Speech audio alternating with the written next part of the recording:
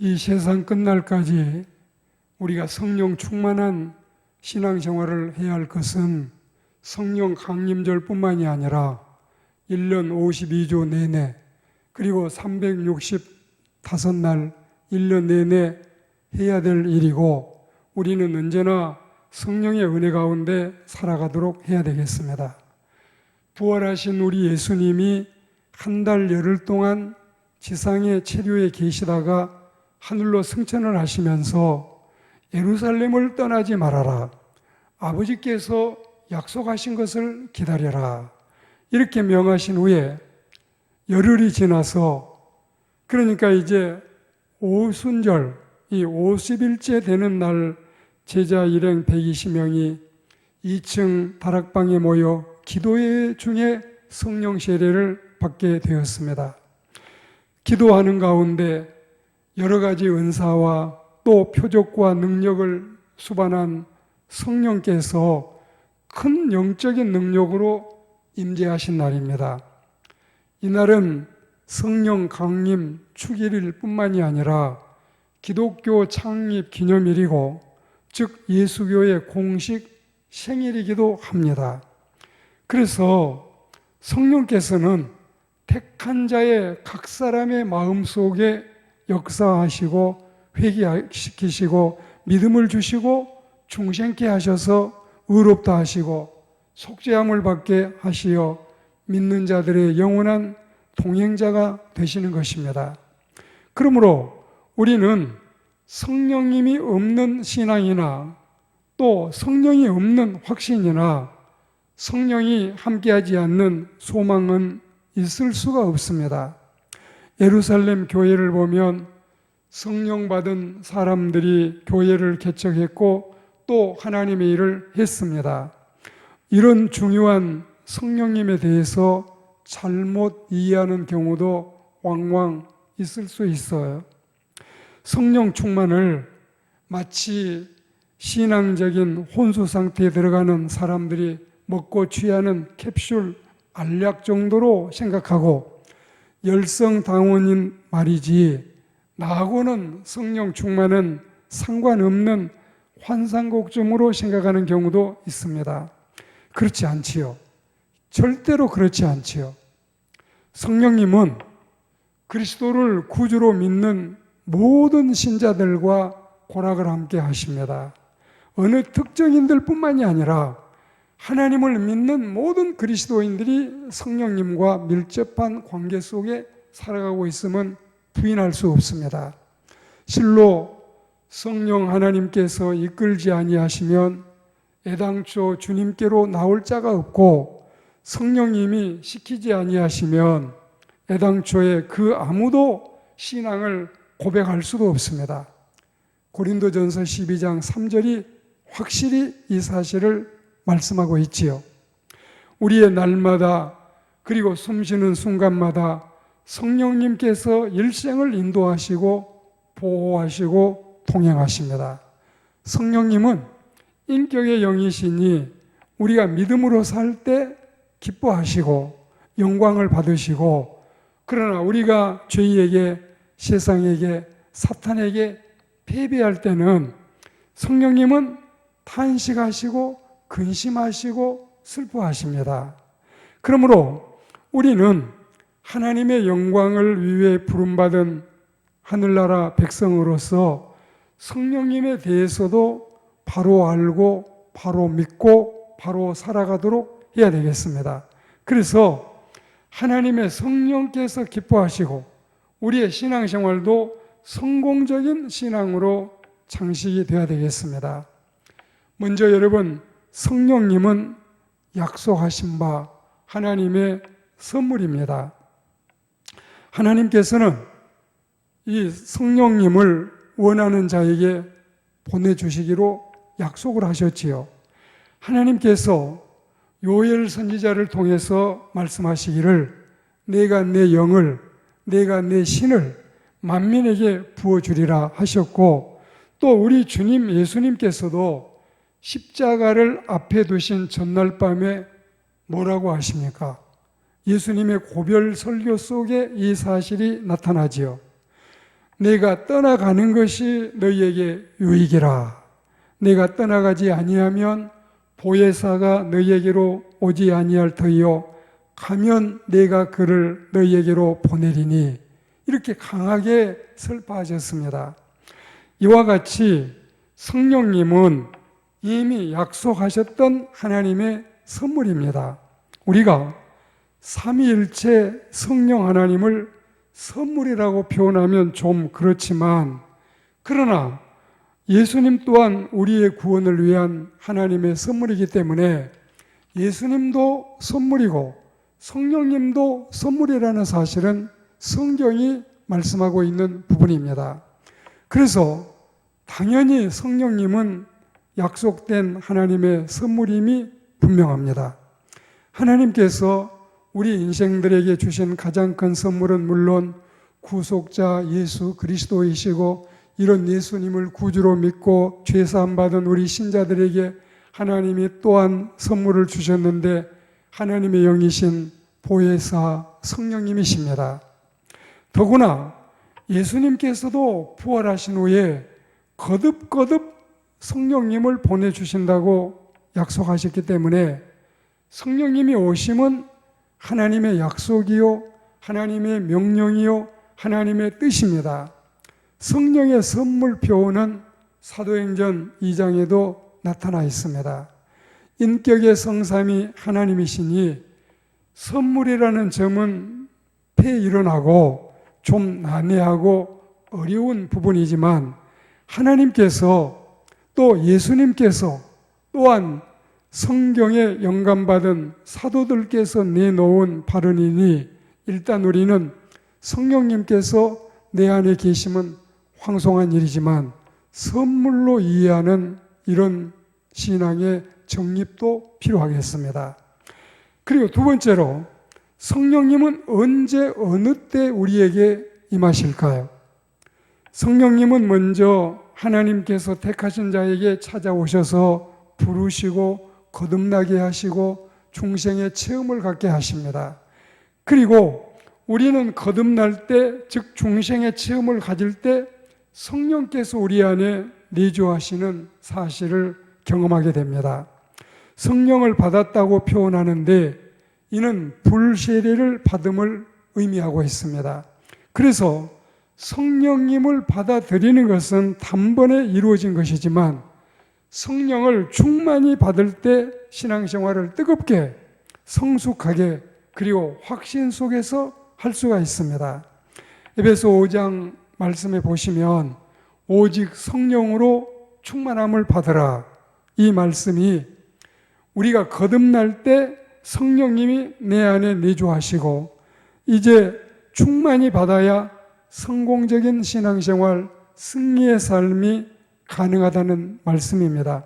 그래야 내가 성령님의 지시를 받고 성령님의 명령을 따라 살아갈 수가 있는 것입니다.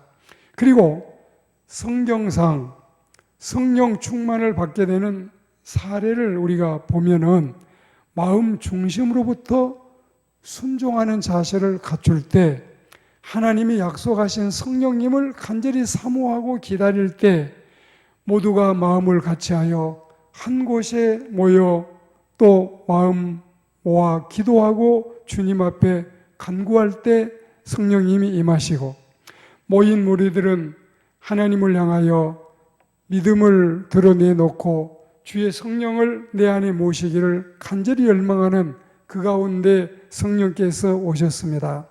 말씀을 외면한 자가 아니라 먼저 하나님의 말씀을 듣습니다. 지은 죄를 회개합니다. 세례를 받은 다음에 하나님의 성령께서 임재하십니다. 우리가 이런 신앙의 자세를 취해야 하나님의 영의 임재를 경험하게 됩니다. 이런 은혜로운 광경의 사례가 1907년 평양 원산 장대연 교회에서 일어났던 성령의 큰 역사였고, 이와 같은 성령의 은혜가 1919년 3.1 운동의 커다란 원동력이 되었다고 보고 있는 것입니다. 그런 성령의 역사, 그런 부흥의 역사가 오늘 우리의 시대, 오늘 이 시대에 다시 필요한 것입니다. 여기 덧붙일 것은 성령 충만하고 성령 운동이 일어나고 강력한 성령의 임재하시는 역사가 나타나야지 성령님을 근심시키거나 또 성령님께 죄를 범해서는 안 되는 것입니다. 자, 여기서 우리가 이 성령님께 범해서는 안 될 죄에 대해서 몇 가지를 말씀드리겠어요. 첫째는 사도행전 7장에 보시면 주의 성령님을 거스르는 죄를 범해서는 안 되는 겁니다.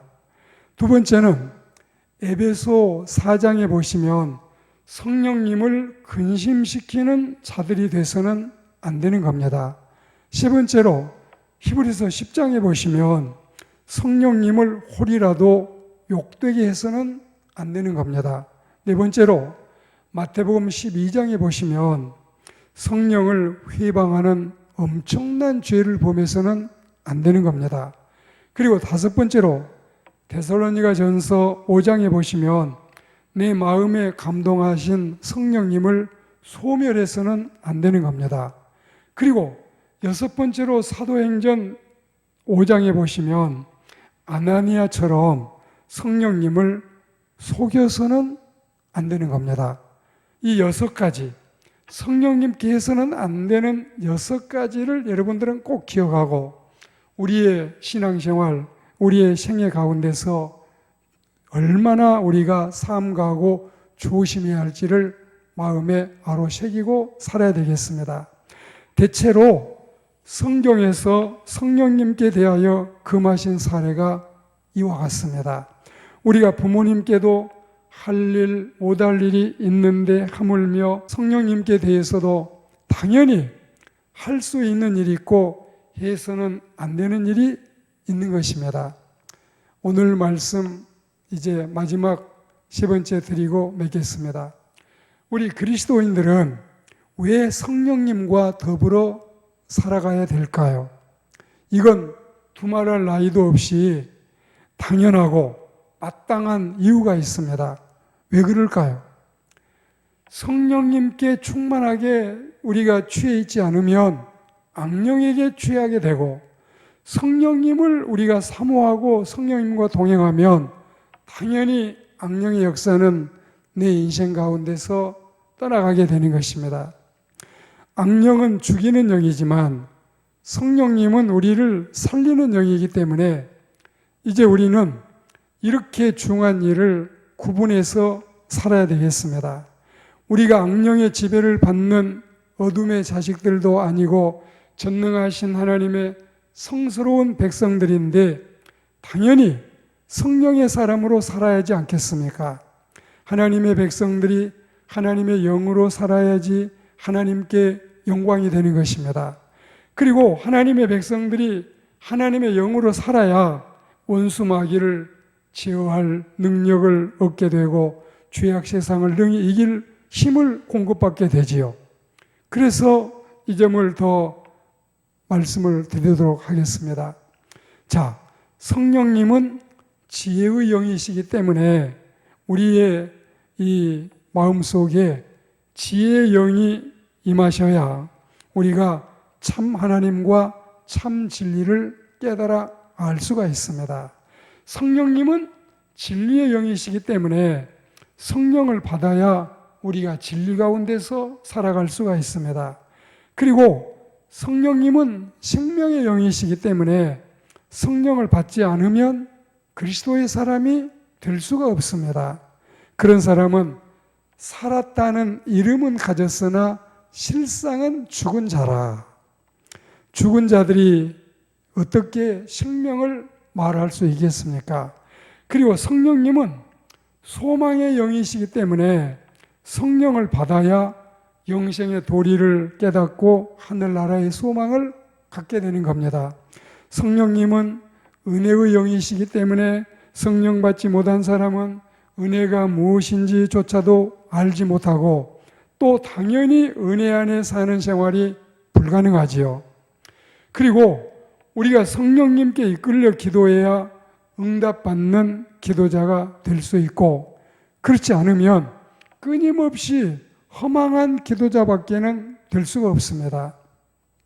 우리가 성령으로 충만해질 때 감사의 찬송을 드릴 수 있지, 성령 충만하지 못하면 영감의 찬미를 드릴 수도 없습니다. 우리가 성령의 인도와 성령의 조명과 성령의 감동을 받아야 하나님의 말씀을 들을 때 은혜 받을 수가 있지요. 하나님의 말씀에 은혜를 받아야 산 신앙의 소유자가 될 수 있지요. 특히 우리 기독교인들의 신앙생활의 성패는 말씀에 은혜 받는 유무에 은혜 받느냐 받지 못하느냐에 달려있기 때문에 그렇습니다. 그 외에도 말씀의 종교인 기독교는 말씀의 은혜를 받아야 구원의 확신을 갖게 되고 구원받은 기쁨을 누리게 되고 구원받은 자로서 성스러운 삶을 살아갈 수 있습니다. 그래서 성령 충만은 말씀 충만이고 말씀 충만은 예수 충만이고 예수 충만이 바로 성령 충만이다. 이 이코라가 되어 있는 것입니다. 이 은혜로운 신앙적인 교리가 내 마음속에 확고하게 정립이 되고 세워지도록 해야 되겠습니다. 성령님은 성결의 영이시기 때문에 성령으로 충만해지면 모든 사람이 천사처럼 성결해집니다. 살인자도 강도도 음부도 탕녀도 모두가 신사가 될 수 있고 숙녀가 될 수 있습니다. 죄인 괴수라도 성령을 받으면 의인이 되고 성인이 될 수가 있습니다. 스데반을 죽일 만큼 핍박했던 사울도, 그리고 세계적인 불량아 탕자였던 어거스틴도 성령을 받고 사도가 되고 성자가 됐습니다. 그러니까 우리는 세상 끝날까지 보혜사 성령님과 함께 동행하는 신령한 그리스도인들이 되어야 되겠습니다. 우리 그리스도인들은 성령님과 더불어 살아야 소망이 있습니다. 우리에게 하나님이 부리신 수호 천사도 우리를 지키고 보호하기 때문에 복된 일이지만 성령님이 우리와 함께 하시면 영원한 승리요, 영원한 행복이 아닐 수 없습니다. 오늘도 내일도 모레도 성령님과 함께하고 성령 충만한 그리스도인들이 되기를 주님의 이름으로 권면합니다.